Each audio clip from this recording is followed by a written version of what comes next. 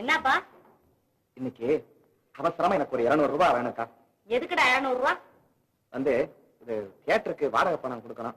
என்னடா தம்பி, நேத்திக்கு நாடகத்துக்கு நல்ல வசூல் ஆயிருந்ததே. எங்கக்கா வசூலாச்சு? கூட்டம் தான் பாக்குறதுக்கு சும்மா பிரமாதமா தெரிஞ்சுச்சு.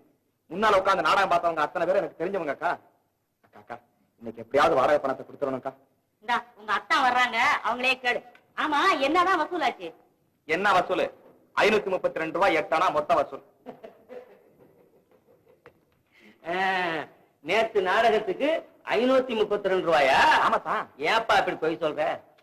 சரி, நீ என்ன நாடகம் நடத்துறவங்க ஒருத்தரும் உண்மையான வசூலை சொல்றதே கிடையாது. ஆனா நாடகம் நல்லா இருந்தது இல்லையா? உன் தம்பி ரொம்ப ஜமாச்சுட்டானே. ஆமா, ரொம்ப நல்லா ஆக்ட் பண்ணா. என்னங்க தம்பி என்னமோ சொல்றான், அதை கேளுங்க. சரிதான் அக்கா.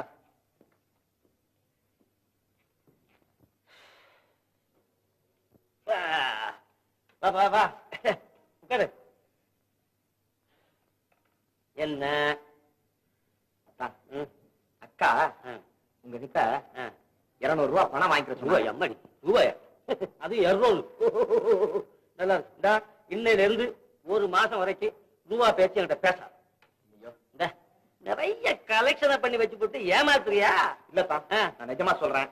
இந்த நாடகத்துல எனக்கு ரொம்ப நஷ்டம். ஆகட்டும், தியேட்டருக்காரருக்கு இன்னைக்கு பணம் கொடுக்கணுமே. கொடுக்கட்டும். பணம் கொடுக்காட்டா என் மானமே போயிடாத்தா. போகட்டும். ஐயோ என்னத்தா இது? பணமே இல்லைன்னு சொல்றேன். நிஜமா? சங்கரா சங்கரா சங்கரா சங்கரா, நான் வந்து உங்ககிட்ட ஏதாவது கேட்டா பேசு. அது வரைக்கும் கம்முன்னு. நீ உட்காந்துருக்க? 200 இல்லீங்களா? 100 கொடுத்தானா? 100 கொடுத்தால பேசாம இருக்கட்டும். என்னது? அது நம்ம பக்கத்து கடைக்காரன் கேட்டான் அவன்கிட்ட. என்கிட்ட கோச்சு என்னங்க பண்றது? நான் 300 தான் கேட்டேன், அவன் 200 தானே கொடுத்தான். 200 கொடுத்தான்ல, அது முன்னே 100, அப்ப 300 இருக்கு. 300ஐயும் 3 மாலை கட்டி படங்களுக்கு போ. மாலை போடா. அது செவந்தி பூ. ஐயோ பூ இல்லைங்க, மொட்டு. சாயங்காலம் பிரிஞ்சுக்கிட்டு போகுது.